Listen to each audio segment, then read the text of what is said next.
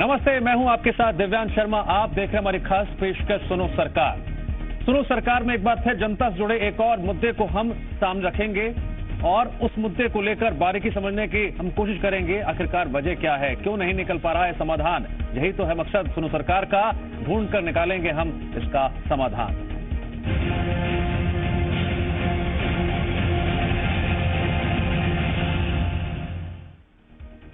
महंगाई की मार और उस पर सैलरी बेहद कम, तो गुजारा करना बेहद मुश्किल हो जाता है।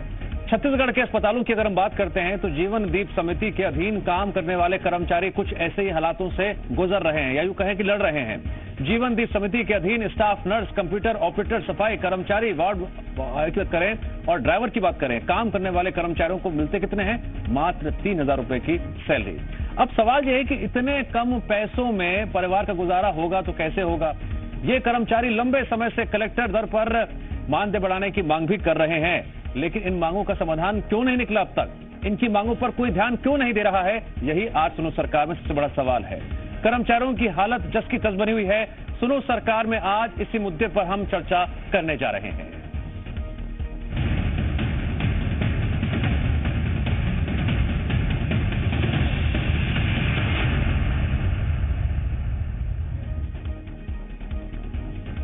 और अब बात करते हैं कोरिया जिले की। कोरिया जिले के चिरमिरी सामुदायिक स्वास्थ्य केंद्र में जीवन दीप समिति के अधीन काम करने वाले कर्मचारी कम सैलरी होने से बेहद परेशान हैं। सामुदायिक स्वास्थ्य केंद्र में कुल 11 कर्मचारी काम कर रहे हैं, जिनकी सैलरी 3,000 से लेकर 6,000 रुपए तक है। इस महंगाई के दौर में इतनी कम सैलरी से उनके परिवार का गुजारा नहीं हो पा रहा है और वो कर्ज लेकर परिवार का भरण पोषण करने को मजबूर है। चिरमिरी सामुदायिक स्वास्थ्य केंद्र में पिछले 4 साल से वार्ड आय का काम करने वाली लेडी का बताया, और उसका नाम है लेली, कि उसे हर महीने 3,000 रुपए सैलरी मिलती है। इसमें से उसे परिवार का भरण पोषण के अलावा मां के इलाज और बेटी की पढ़ाई का भी खर्च उठाना पड़ता है। ऐसे कई लोग हैं जो इन मुश्किल के दौर में इसी तरह से गुजर बसर कर रहे हैं। पिछले 4 सालों से सामुदायिक स्वास्थ्य केंद्र में एम्बुलेंस चलाने वाले ड्राइवर चंदूलाल ने बताया कि उसे भी बतौर सैलरी 3,000 रुपए मिलते हैं। इससे परिवार के 5 लोगों का खर्च चलाना बहुत मुश्किल होता है, इसीलिए पार्ट टाइम जॉब करता है। मामले में चिरमिरी सामुदायिक स्वास्थ्य केंद्र के प्रभारी जयंत कुमार यादव का कहना है कि मामले को लेकर जीवन दीप समिति की बैठक में प्रस्ताव रखा जाएगा। मैं CSC बड़ा बाजार चिरमिरी हॉस्पिटल में एम्बुलेंस चलाता हूँ और हम लोग का सैलरी बहुत कम है भैया, 3,000 रुपये मिलता है मंथली, और उसी से हम लोगों को घर चलाना पड़ता है। राशन हो गया, स्कूल फीस हो गया, तो सारी चीज़ इसी में एडजस्ट करना पड़ता है, तो बहुत दिक्कत होता है।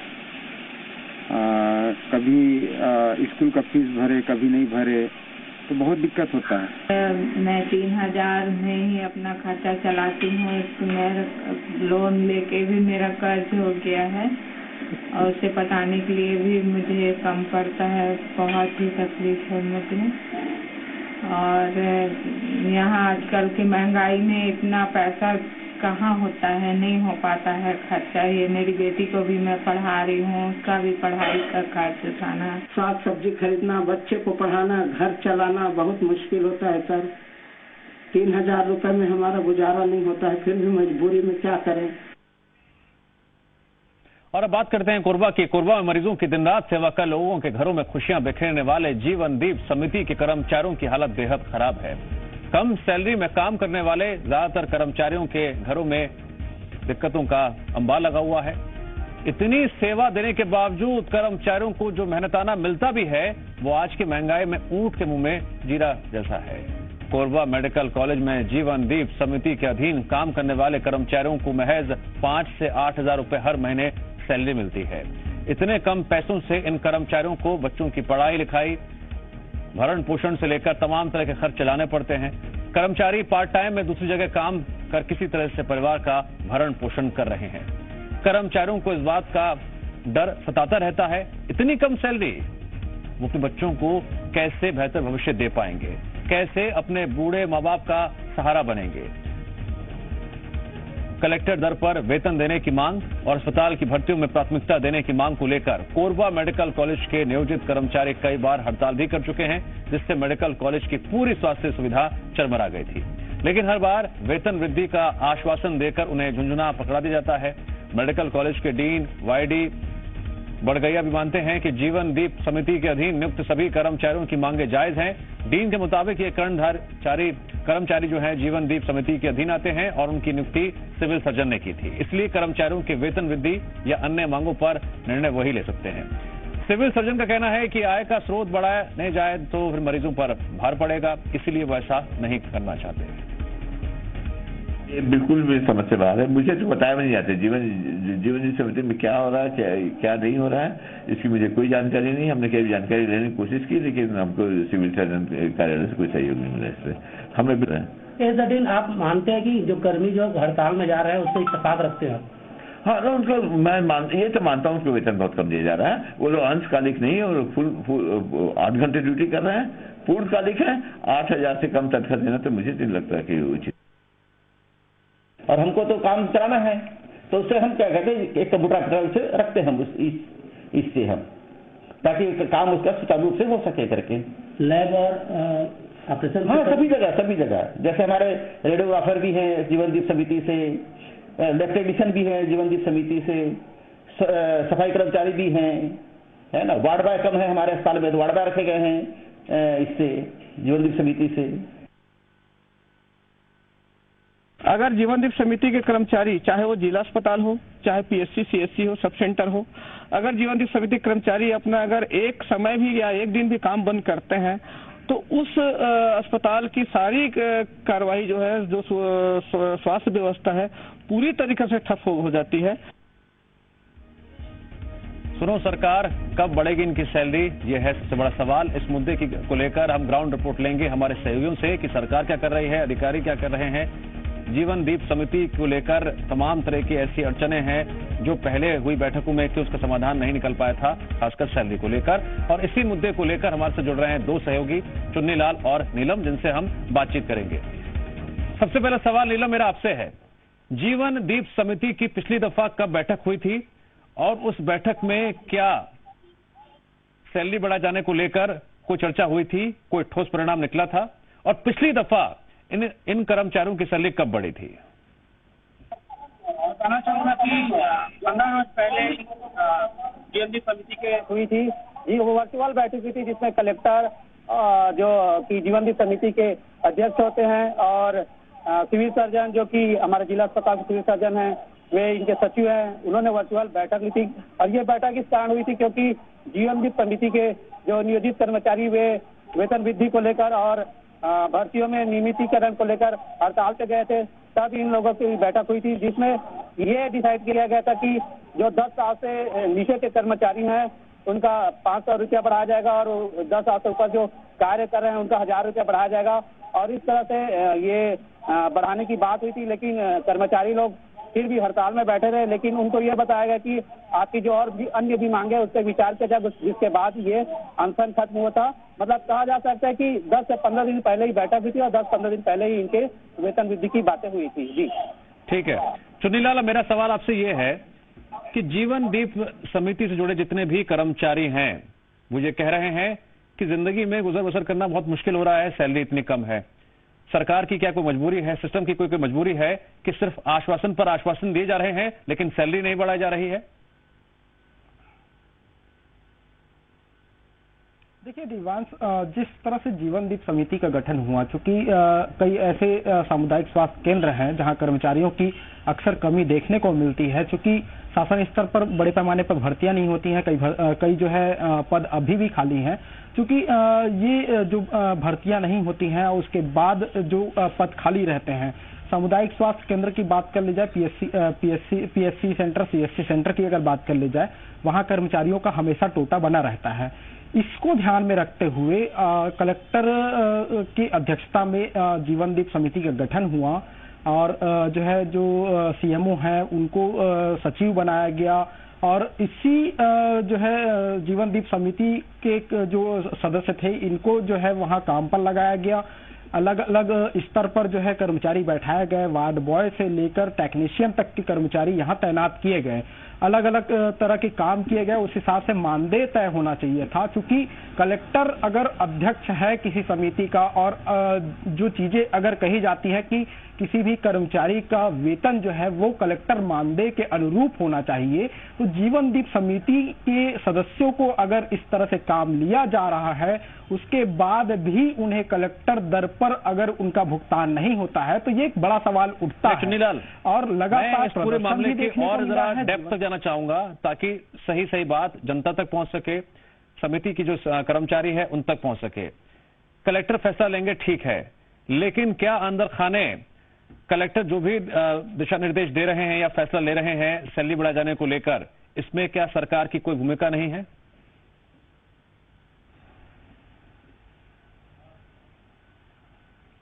देखिए दिव्यांश, जो जीवनदीप समिति का गठन किया गया था वो जिला स्तर पर गठन किया गया था और जिले में जितने सामुदायिक स्वास्थ्य केंद्र हैं वहां जो कमियां हैं उसे पूरा करने के लिए ये जीवनदीप समिति का गठन किया गया था। क्योंकि ये कर्मचारी जो है अंशकालिक कर्मचारी हैं और संविदा स्तर पर इनको रखा गया था और इनका जो जिस तरह से भुगतान होता है, जीवनदीप समिति का जो गठन हुआ उसमें जिस तरह से भुगतान होता है, जो मरीज जो है वो स्वास्थ्य केंद्र पहुंचता है, वहां जो 5 रुपए की पर्ची कटती है और अलग जो है जो छोटी मोटी जो फीस जो है वो सामुदायिक स्वास्थ्य केंद्रों में जो ली जाती है, ये इसी भुगतान के जरिए ही जीवनदीप समिति का भुगतान होता है। चूंकि जितना जो है मरीज अगर पहुंचते हैं या जितना जो फीस वहां जो जमा होता है उसी के अनुसार ही अलग अलग श्रेणियों में इन सारे कर्मचारियों का भुगतान किया जाता है। कई जगहों की स्थितियां ये रहती है कि सबसे जो निम्न कर्मचारी हैं उनको 3,000 तक का भुगतान होता है, उससे जो ऊपर कर्मचारी 6,000 तक भुगतान होता है। तो ये फिक्स नहीं रहता है कि जो है इनका भुगतान किस लेवल पर रहते हैं। जरा इस सवाल पर रहते हैं। नीलम, मेरा सवाल यह है कि यहाँ पर एक बात और निकल कर आ रही है कि अगर सैलरी बढ़ा जाने जरूरी है तो फिर पैसा लेना भी उतना जरूरी होगा। अगर पर्ची जो दी जाती है उसके पैसे बढ़ाए जाएंगे तो बोझ मरीजों पर पड़ेगा। क्या कोई बीच का रास्ता भी निकल सकता है? क्या उसको लेकर भी कोई तैयारी की जा रही हो, कार्य योजना या रणनीति बनाई जा रही हो? जी, बताना तो इस मसले पर मैंने जो सिविल सर्जन है उनसे बात की थी कि क्या किसी भी और तरीके से आय बढ़ाने के स्रोत हैं, तो उनका कहना यही है कि जो अभी जो स्रोत बढ़ाने की बात अगर की जाती है तो हमको कहीं ना कहीं जो खून जांच की जो फीस ली जाती है या रेडियोग्राफी की या एक्सरे की जो जांच के लिए फीस ली जाती है उसको बढ़ाना पड़ेगा और ऐसे में मरीजों पे भार आएगा और हम मरीजों पे भार और नहीं देना चाहते क्योंकि इस महंगाई में, क्योंकि जिला अस्पताल है ज्यादातर वही मरीज आते हैं जो निम्न स्तर के होते हैं या कमजोर घर से होते हैं, तो अगर उनकी अगर फीस बढ़ा दी जाए तो उन पर बोझ पड़ेगा, इसलिए वो किसी भी तरह से आय बढ़ाने के लिए तैयार नहीं है। हाँ, ये बस उनका कहना है कि हमारे यहाँ आय जो है अन्य स्रोतों से, सभी स्रोतों से 8 लाख है, जबकि हमारे यहाँ 13.5 लाख का खर्च है। उन्होंने बताया कि ये जो बाकी के जो 5.5 लाख है वो 3 साल से वो प्रथम प्राइज पाए थे जिला अस्पताल और साथ ही कायाकल्प योजना के तहत उन्हें कुछ पारितोषिक मिला था, उन्हीं से ये मैनेज हो रहा है। जी ठीक है सुनीलाल, अब मेरा सवाल आपसे ये है कि अगर हम दुर्ग की बात करते हैं, हम कोरबा की बात करते हैं, वहां के समिति के कर्मचारियों की बात करते हैं, सैलरी का आंकड़ा भी अलग अलग निकलकर सामने आ रहा है। क्या इसको कोई लेकर एक ठोस समाधान, एक कॉमन समाधान नहीं निकल सकता? क्या इस पर जनप्रतिनिधियों ने अपनी कोई टिप्पणी कभी की नहीं है या इस मुद्दे से उन्होंने अपने आप को हमेशा पीछे रखा है?